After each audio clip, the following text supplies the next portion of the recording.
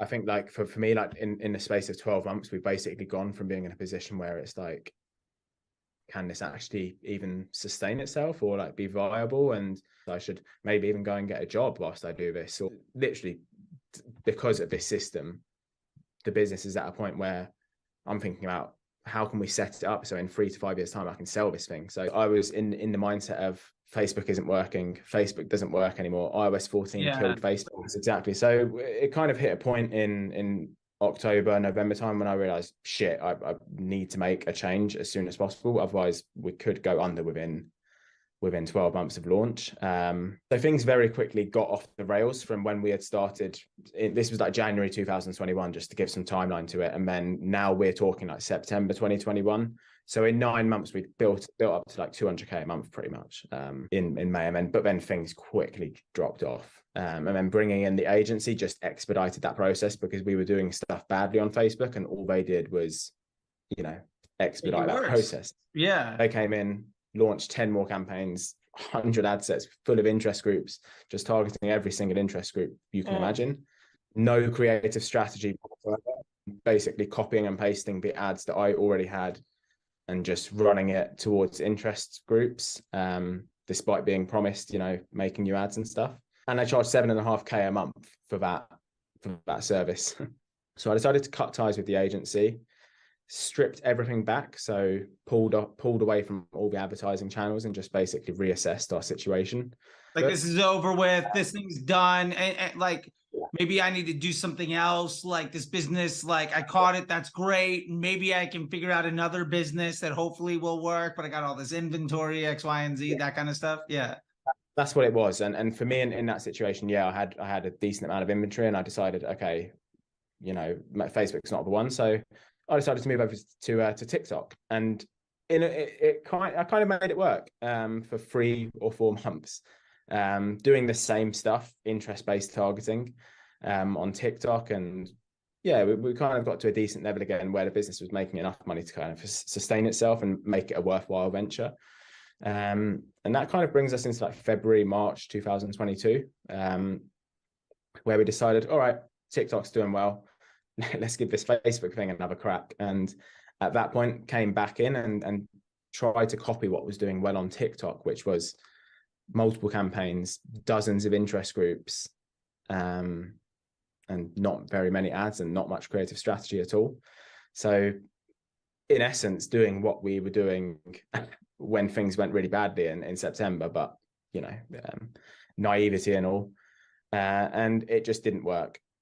Then I kind of it must have been like a stroke of, it must have just been pure luck, but I think you had like 300, it wasn't even, I think it was under 100 subscribers at that point, your main one, your Charlie T. And I came across it and started consuming the content, and I really, really liked your methodology. Less stress, more success. Yeah, exactly. Hopefully not more stress. I mean, maybe at this point a little bit, but I kind of got a glimpse into what you were doing. I had to kind of piece it together for myself, obviously, because it's just the YouTube and your whole one campaign, 322 DCTs. And I said to myself, okay, things are going very badly right now, doing this complex system. Let's sit down, look at the numbers, and then come back with something that's an acceptable CPA for us on Facebook, and then try and install this method. And within like the first few DCTs, I kind of came across a few bangers. And obviously from the call the other day, you saw inside of the ad account, April 2022 is one of the ads, one of the longest serving ads has been running to this day. It's still running, that first one. Over a year. 18 months in, yeah. That's amazing. But that, just seeing that happen, it just blew my mind. Like, obviously where I was like, audience targeting is everything. That was my previous mindset. I was like, no interests, no party sort of thing. But seeing that running abroad, getting a considerable amount of conversions within its first few days really of running and just tearing away with spend, it kind of gave me instant belief in obviously you as a person and your teaching. I suppose for anyone it would. Sure. Had that not worked, I dread to think where we may be now. But luck was on our side, and it did. And from there, it kind of transitioned on, more DCTs, more success, until I kind of got to a point where I had the one campaign structure set up. You know, I had my 322, had my DC, you know, my 2 DCTs, you know, I had my my sticky note with the 2 DCTs and my one improving. Like one of these. That's it. I pieced that together from the YouTube. Nice. But we kind of hit a point where the proving ground was just going away with spend, and nothing I could produce could deliver results. And this is now like June 2022, where, you know, naturally you start to see stuff drop off. Yeah. You know, that 6-week period that you talk about, which we've hopefully, as you said in your email this morning, just got out the back of, because we could really do with it right now.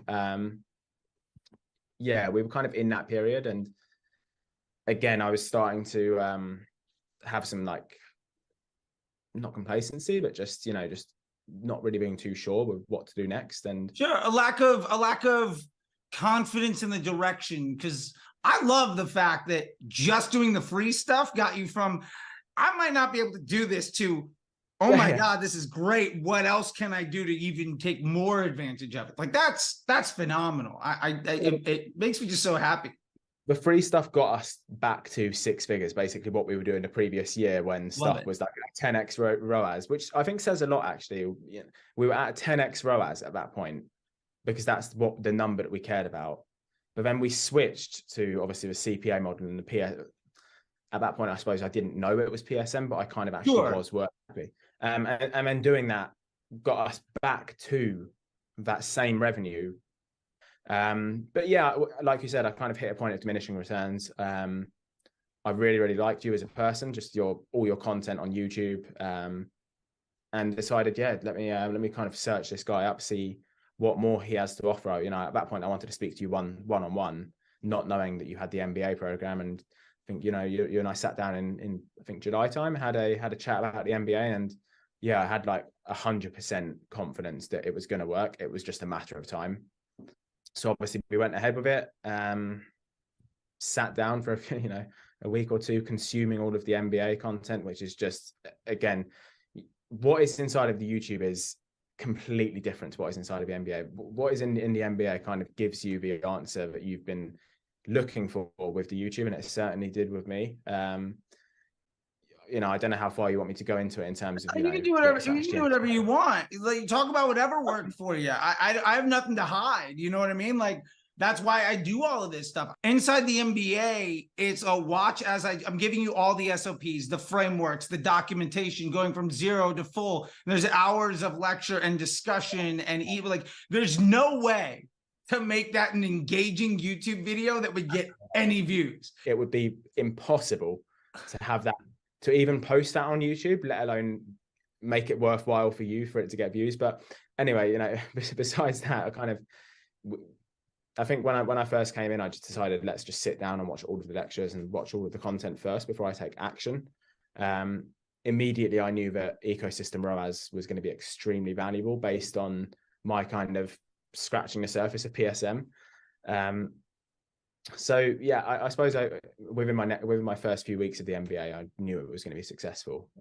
Like I said, it's just a matter of time. And once I kind of had the systems, the processes, you know, ecosystem ROAS, Scrum Doc, all that type of stuff implemented, that's when we were kind of just like ready to kind of, okay, let's just take this thing and just take it to the next level, because we had confidence in what we were doing at that point.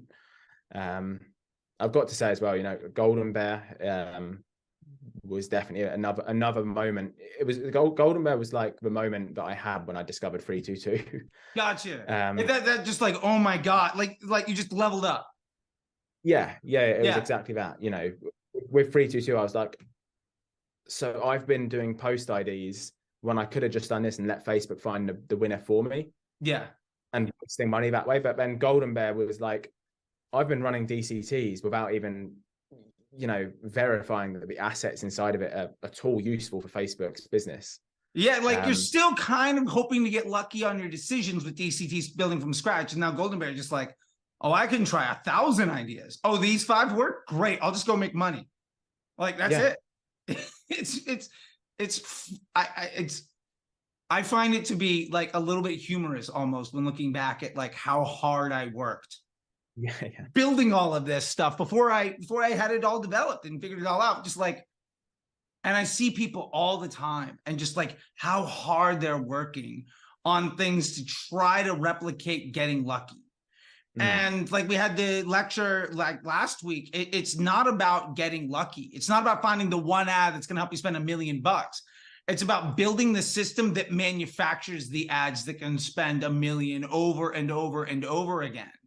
And like that DCT and Control Ground, the one campaign is the factory that does it. And then when you get Golden Bear, your hit rate is just like, it makes me feel so happy to see all the confidence that people get out of it and the smile when you're talking about it. It's just like, oh my God, like this is great.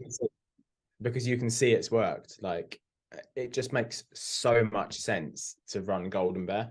And obviously, you know, without being in the MBA program, I would have never known about it. So yeah, there's that. But being able to run stuff for so cheap, and then, you know, verifying, okay, how many clicks does it get? What's the estimated action rate? If you'd asked me the year, you know, even a few months before I joined the MBA program, what estimated action rate is, I would have said, what the fuck is that? And I would, at that point, I would do 100K into Facebook ads, and to not know what estimated action rate, to me just seems just so stupid. Because yeah, I think it's quite easy to chase your tail without having Golden Bear in place, because at least when you have Golden Bear, at least you've got some type of structure as to what you're testing. Whereas I've actually seen like a few people taking your 3-2-2 method, but they're teaching it in a horrible way. Like obviously you can block this out, but I was watching a few Nick Ferrio videos. Okay, sure. Yeah, and I won't block it. Like I see it too.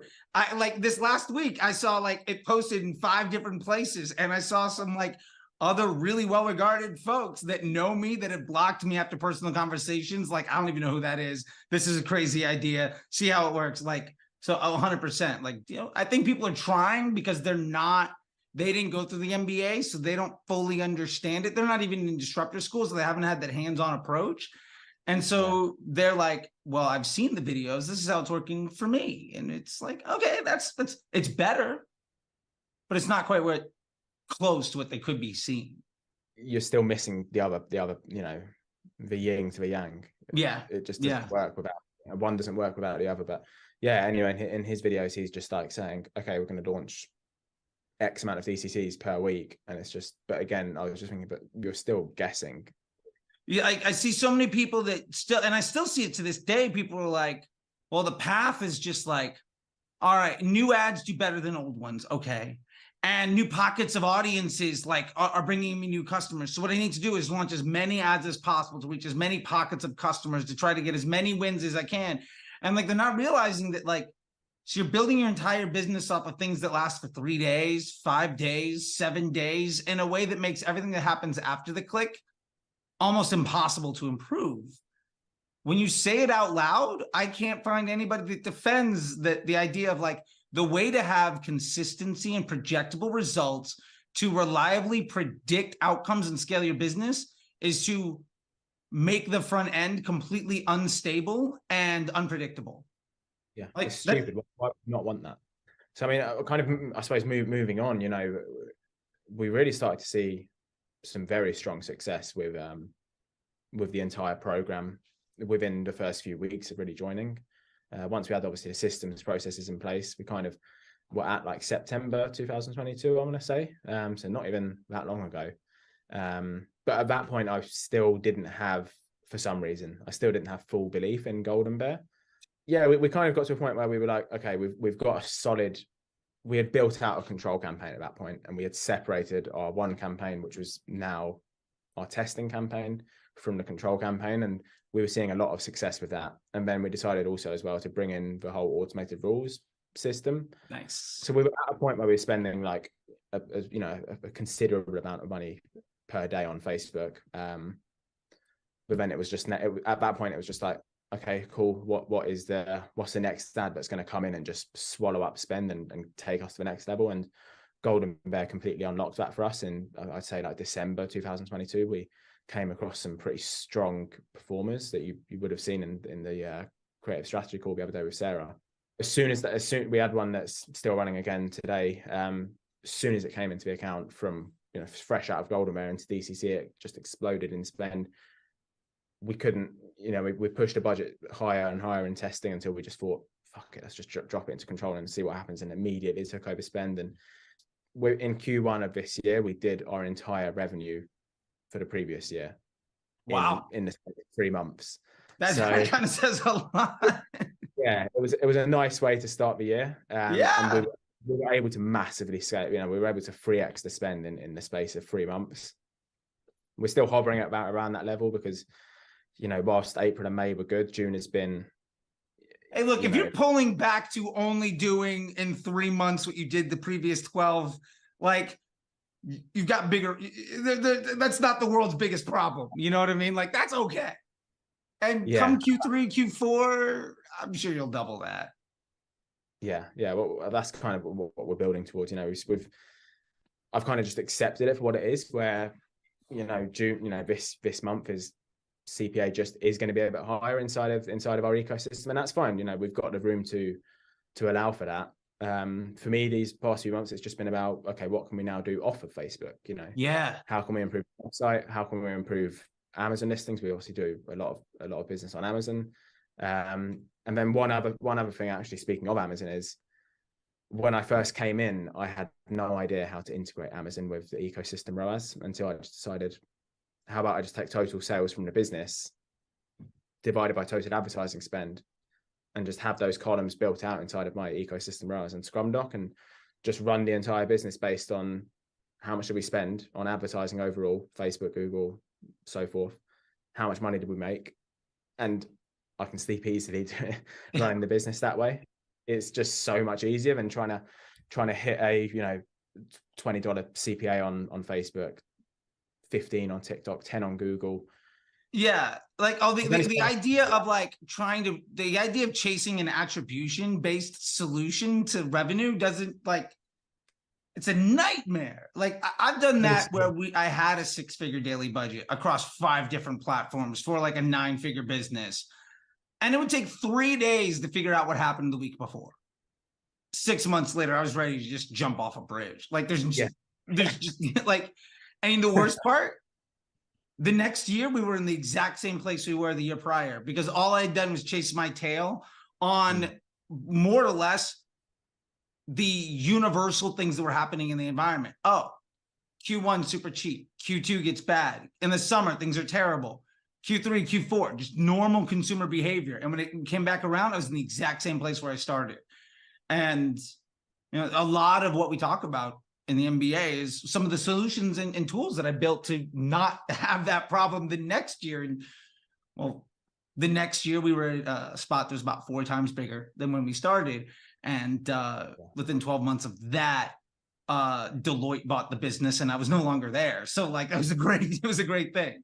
15 to 95 in about 18 months, basically following that path, which is great, and that's what I love about the MBA, because it's a system that you've used to get a business that got bought by Deloitte. I think that says everything that you need to know. And I think the other thing that I like about the MBA is what you just touched on, where you're talking about the whole like dynamic throughout the year. You're creating content and teaching us stuff that is relevant to what's going to happen next. So like February or was it January, I think this year, you were talking about, let's start to implement some Reeb upsells. Let's build in some stuff that, increases our basket value before, June time comes around, where your CPA is just naturally going to rise. So it's almost like working with someone who is working 3 months ahead of you. Fair enough. Yeah, I'll take it. Yeah. A decent compliment. There's a compliment in there somewhere. I love it. Yeah. And I think that's something too that like maybe we can touch on, is like what you're getting inside of it isn't just like some pre-recorded course by somebody that may or may not even do the work. Like, I think you've talked about this SOPs and the frameworks, and every week we have a new class that's like half lecture and then half Q&A, and it's supposed to be an hour, but some of those classes have gone almost 2 because like people got questions. It's like, if you show up, you're gonna leave with your answer. That's it. Exactly. I think that's so valuable as well, because like, moving on from the SOPs and frameworks and the previous lectures, which everything's recorded. So I've gone back and watched like probably at this point like 90 hours worth of lectures. Fair enough. Yeah. But that's like the beauty of it, that it's not just a pre-recorded course with a few smashed up Google Docs, Google Sheets, and you kind of bring people in and you're like, okay, there you go, just follow that and you'll learn. Every single Thursday, you know, without fail, you're inside of the Zoom call with a brand new lecture that's relevant to the time of year, relevant to what we've been speaking about inside of the, you know, the Facebook group or the Slack. And then obviously at the end, it's you know, full-blown Q&A based on the struggles that you know, we've had in that previous week. You know, we can come to you and just be like, this has happened, what should I do? And you get immediate advice on a you know, a question that is, you know, is a burning question, because, you know, it's relevant to that week. And if not, that's fine. You know, you can, you know, I've raised questions to you before. You know, I'm thinking of doing this in a few weeks' time. What are your thoughts? What would your strategy be for that? And yeah, I think it's just the access level that you get inside of the MBA just makes the initial investment just so worth it. I've said it to so many people, like the best, I don't know what the price is now, so don't quote me on it, but the best 10K I've ever spent is for the MBA program. I love that. Yeah, I mean, the price has basically always stayed the same. I know there are folks that are like, you could do more, you could do less. My thing is just like, the honest truth is, I don't want it to be, I always say this, like, we exist in a space where nobody could legitimately pay us the right amount. You know, like, one of my favorite quotes is Hank Azaria, one of the voices of the guys he's like a quarter of the cast of The Simpsons. And let's say he's paid like 5 million a year, 10 million a year. I heard an interview with him and this guy, Mark Maron, and he went in and he's like, I'm at the same time both wildly overpaid and wildly underpaid for my job. Let's say he makes 10 million a year. He goes into a vocal booth and records stupid voices for a children's show for like 2 weeks. And he makes like, let's say 8 figures. That's ridiculous. And then you realize also he's like a quarter of the voices on $1 billion industry. So he's getting paid a fraction of what he's worth. And my point to that is, like, I think any media buyer, whether you're a brand owner or whatever, but the concept of the media buying, of the running the ads, like, you could pay somebody $100, you could pay somebody 100,000. There's no way that, like, their value is how the operator uses it. And so for me, like, the business model around the MBA program and that entry point around that number is always been, how do we make it accessible enough that, like, anybody could get into it, right? Like, anybody can make this work.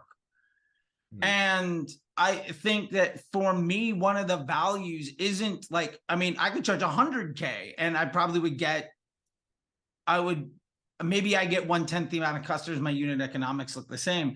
But one of the things that I value the most about the MBA and I love is on the weekly calls and inside the community, every new person is bringing in new knowledge and new problems. And like, on those calls, I get messages from so many people that are like, the question somebody that they didn't know asked that they weren't even thinking about was the fix to the problem they weren't even aware of until like 2 weeks later.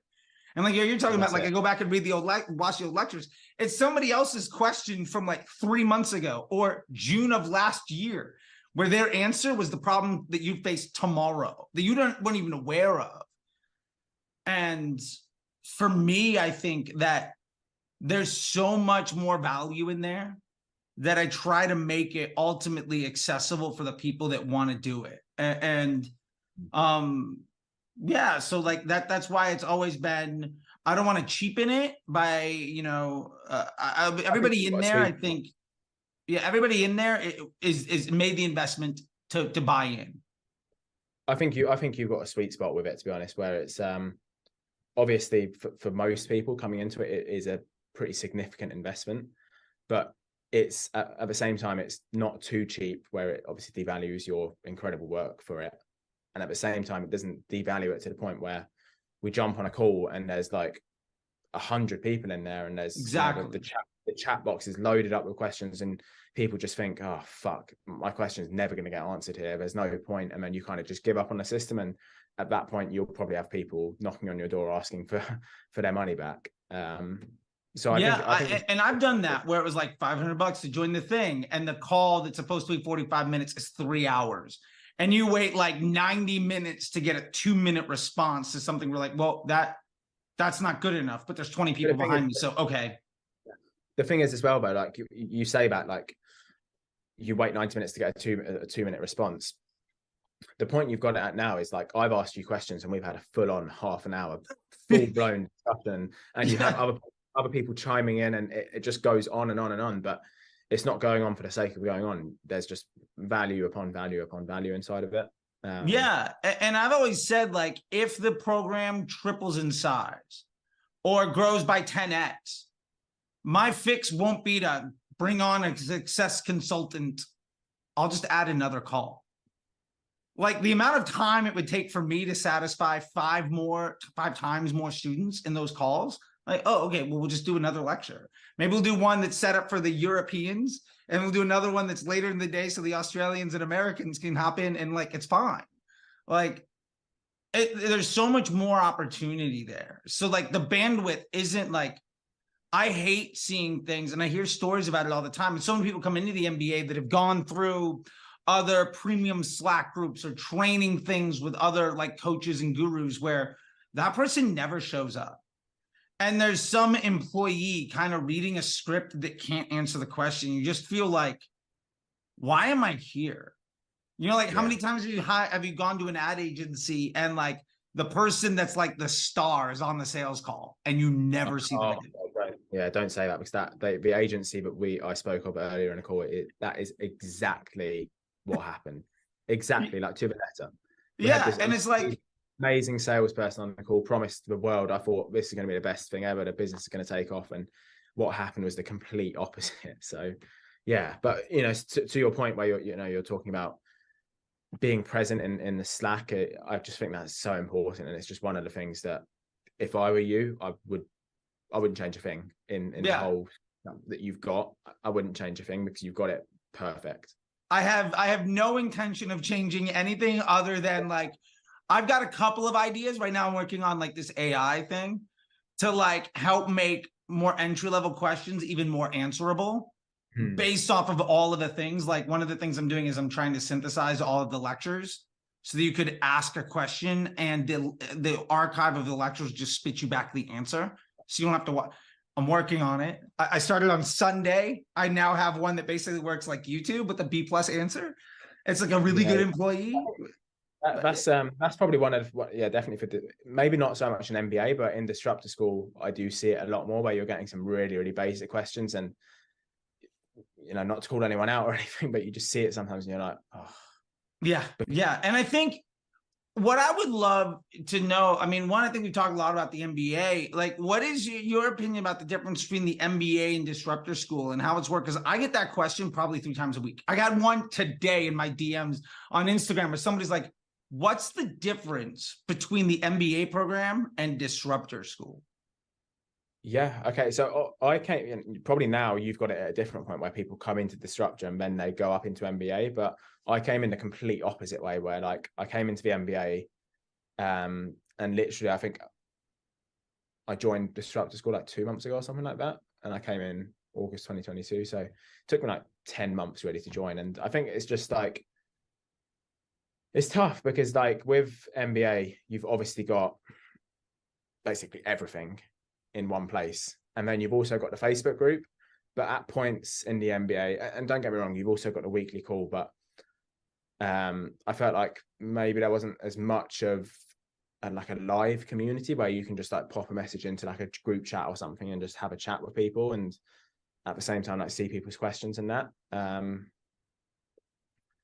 And then at the same time, I knew from speaking to other MBA people, there's the Disruptor School where that exists and you can speak to people, but at the same time, it's not just so narrowed in on Facebook and the whole 322, the whole process that you teach.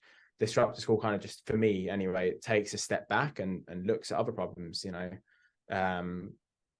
there's just so much stuff that I could talk about, but yeah, it just, I think MBA is like it's more of like a narrow lens, whereas with disruptor school is like a 360-degree full panoramic view where, okay, yeah, it could be slightly overwhelming to some people, but you know, at the same time, nothing in the disruptor school seems to go way too specific where it just becomes, this is too much. And I think that's just what the MBA program does well. It goes, what's your saying for it? A mile wide. Yeah, so I think of the disruptor school as an inch deep, mile wide. It's all the connective tissue. It's got answers to everything that you need.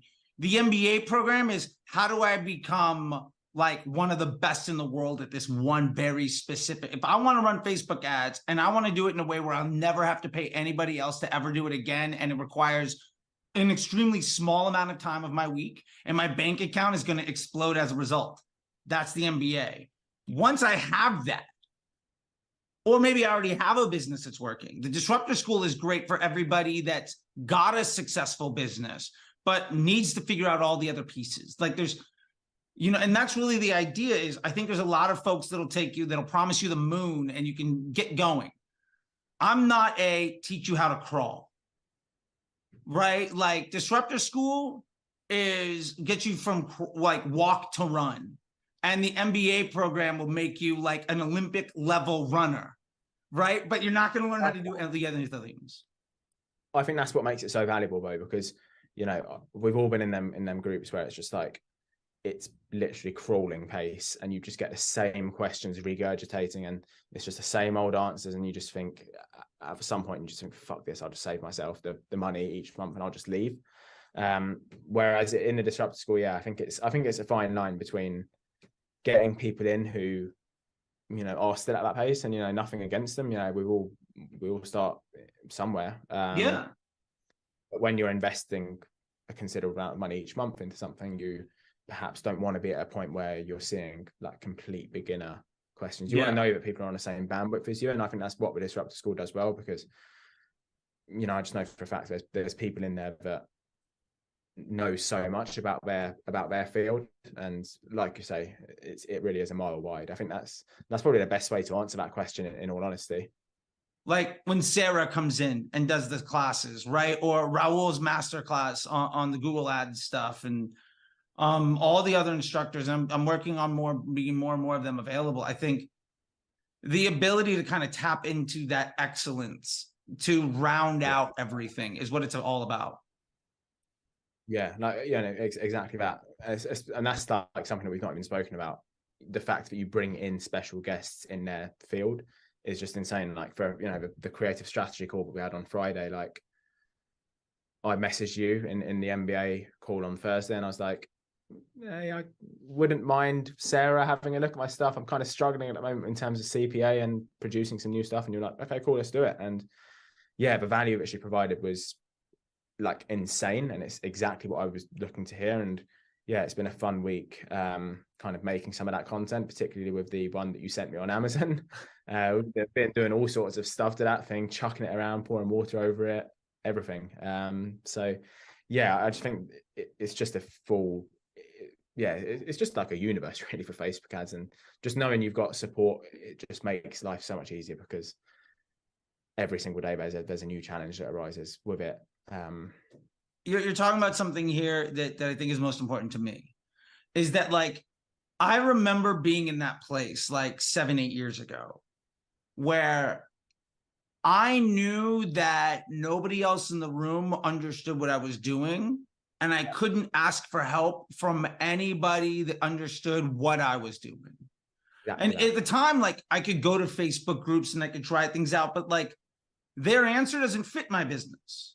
Like their answer doesn't fit my measurement or my testing. So now most of the answers you get are either from people that are trying to sell you something or that have nothing to do with what you're doing. So the insights you get are almost like there's no actionability on the advice you get. And so it becomes, I think that's where the MBA program is just, for me, just like so beautiful, because everyone is following the same nomenclature. We're all following the same system. So if I've got a question on one particular thing about that system, there's 10 other people already who have the answer to it because they were there 3 months ago or 6 months ago or whatever. And that's what makes it just so different to, just like you say, just a normal Facebook group.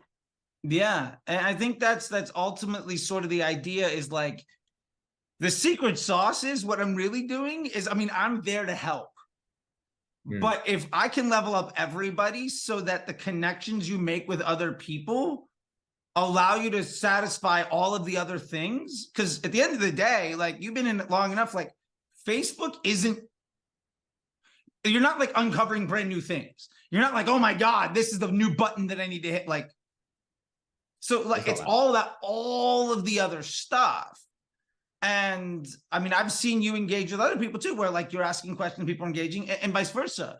And that community. And I feel like there's so much missing from what people want inside of mastermind groups or like meetups. And like, it's so singular and myopic. And the idea that it's, nobody's trying to sell anything. Everybody's speaking about the same documentation. Everybody's business is different too. Like, your business is completely different than somebody else's, but because Facebook is software, it works the same for everyone. Like, there's no reason that you can't share information and understand what's happening. And I like I said, I think the secret power of it is just how many great people are in, and every new person that joins makes it better.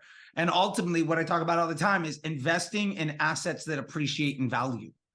And the fact that like it's effectively, you've already made the payments, you've already done the thing. It's the lifetime access, like, you're already in. And just every week there's more value that you can come back and tap that well over and over and over again. I think that like that's the whole idea. Yeah, exactly. I think for me anyway, my closing point on it would probably be just having that community there, because where I was anyway, and I'm sure you've probably got people trying to apply for the MBA now, you've probably got a lot of young guys that started their business, seen some success, and they've got themselves to a certain level, but then as businesses, they've hit a point where they're struggling and they've just got their like girlfriend or their friends who have like a normal job. They have no idea how it actually all works. And I was just like looking around and thinking, nobody actually knows what I'm doing at the moment. And I also at the same time have nobody that I can actually go to and ask a question that I've got, or even just have a chat. Like it, yeah, I actually look forward to having the MBA calls like on a Thursday, because I've worked all week in the office, and it's just a nice time to just sit back a little bit, unwind, listen to something that's completely new and I would have otherwise not thought about, hear some other questions, ask a few questions that I've got, and just the whole community of it is just what makes it so valuable for me. Yeah, like what I'm hearing and I love, and we'll definitely close it on this, is just like, this path can be so isolating. You can feel so alone, even in a room. Like I've worked in an office of 100 people, and literally there's 2 people I could ever talk about. And they were basically my bosses or the person that was like my employee. And I can't go to my boss and ask for help because like they're busy with other stuff. And I'm directing stuff, and I sure can't go to my employee and be like and like, hey, what are we gonna do? I mean, I tried to, but like the fact that there's just, you don't have to feel alone. And any question that you have, there is a resource to get an answer that applies to your problem that has been proven to work for other people. Like that to me feels invaluable. That's it. Go on to Slack, type in the keyword, bang. There's a 30-minute video that you've done on it. And I think I probably had it easier than you. You know, like you said, you had a boss and an employee who kind of leaves you in between a rock and a hard place. You can't exactly sit there at a desk and just watch YouTube videos on how to make that work. You kind of have to know. Whereas for me, it was different. I was sat in like a completely empty office. And yeah, like you said, as isolating and as lonely as that is, at least I could go on YouTube and try and make something work. And literally, like, thank fuck I found you on YouTube.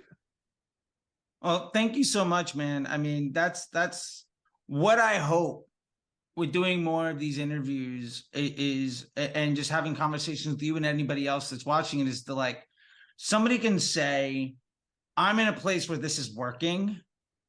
I have questions where I don't know who to trust on the answers. And everywhere I've gone feels like somebody's trying to get something from me, or what works for them doesn't work for me. And the MBA program is a solution to that problem in a way where, I mean, we don't have people that are failing. Like that's the other thing. Like, how many people are you sitting there be like, this doesn't work? Like, nobody. Like, and they would, if it was, I would say that. Oh, 100%. Yeah. Like, I wouldn't be quiet about it. Okay. it's been going for years and that hasn't happened. Like, I think that says a lot. And we've had people come in with stuff that's failing, that are building family businesses now. We've had people do exits. We've had everything under the sun, from lead gen and insurance companies to like pet brands, like D2C, SaaS, lead gen, e-com, ad agency owners, marketers, brand owners. Folks like yourself are kind of the have to do everything, and then you just hire the other people so you can get back to the one thing you're doing. Like, it's everybody. And I love that, because every day I get to sit and help people have the confidence that they deserve so they can see that more success, feel less stressed, and ultimately live a life where they're happier and create opportunity for other people. And at the end of the day, I think we have a great job in that we get paid well to effectively make other people happy and create opportunity for other folks. Like, your product meets a need where someone's going to be happy because they open the box. And more importantly, they're going to be happy because they open the box afterwards of what they're getting out of it. Hope it made you smile. Yeah, it did. It did. Absolutely. Right. Like, and you're creating jobs while doing it in a place where you're no longer having the fear of, will this work? And I don't know what to say. I don't know where to ask, and I'm lost and alone. Yeah. And that to me is why I do it. Like, that's the, like, oh, that's my thing. I found my thing in life. Like, great. It's awesome. And so I really appreciate it, because I get to have chats with people like you all day where you're just like, yeah, this is great. I love it. What else? Like, give me more. I'll just take it. And I'm like, all right, great. I'm working on it. Yeah, with that, I appreciate it. And what I'll say is, one, thank you a lot for your time. I know it's valuable. And I'll leave it, the last word, to you. If there's anything you want to say, anything that you want to, mention, or just anything we didn't talk about, like, let me try to give you the last word here, just so that it's like, not all about me, because it's not. And so with that, again, just thank you so much. And I'll leave the floor to you if there's anything else that you wanted to mention or say or talk about. I think, like, for me, like, in the space of 12 months, we've basically gone from being in a position where it's like, can this actually even sustain itself, or like be viable? And perhaps I should do this, perhaps I should start an agency, or perhaps I should maybe even go and get a job whilst I do this, or should I do that? And now we're at a point where, literally, because of this system, the business is at a point where I'm thinking about, how can we set it up so in 3 to 5 years time I can sell this thing? So I've gone from a position of being like, okay, what am I going to do next month, to I'm going to do this for the next 5 years, and then we're going to be in a position to, move on to the next thing. So having the confidence to think that far ahead makes me sleep easily at night and actually enjoy what I do every day. So yeah, I think that's probably the perfect way to wrap it up, really. I love it. I love it, man. Well, thank you so much, dude. I'll talk to you later, dude. I appreciate it. I know it's getting late in the evening for you, so I'll let you enjoy yourself, and you take care, man. I'll see you tomorrow in the NBA. Thursday, isn't it? That's right. I'll see you then. Bye, buddy. Tomorrow. Enjoyed it. Thank you. Thank you.